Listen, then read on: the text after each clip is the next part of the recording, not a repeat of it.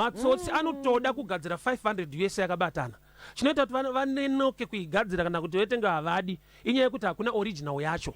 Fake inotanga yatotora formula kubva ku-original. So ukangoona fake circulation, original iriko. Saka tikaswera takuti kune vaprofita venhema kuti vechokwadi varipo. Sa ukashaiwa kuziva wechokwadi uchiziva chete wenhema kuda kuti wane attack mulife mako.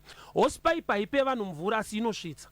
So there are times yekuti uri kuda mvura tepi iri kure uri kuignore hosepipe uchiudza kuti hausiri unondipa mvura ndabasa ne mvura haisvike kusvika waconnecta that hosepipe. So there are times yekuti we need to understand kuti Mwari unoshanda nevanhu. Munhu anokosha, munhu ane value.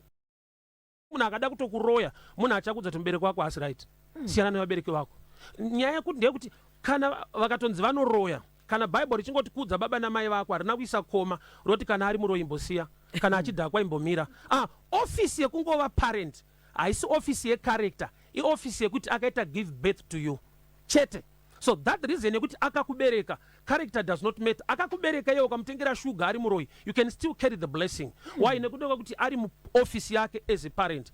Pakatoita officer vari kurwara vapera so iwe uri giant ungarambe kusungwa here kuti ari maperero ako hazviti. Unotovharirwa, unotopinda mukati.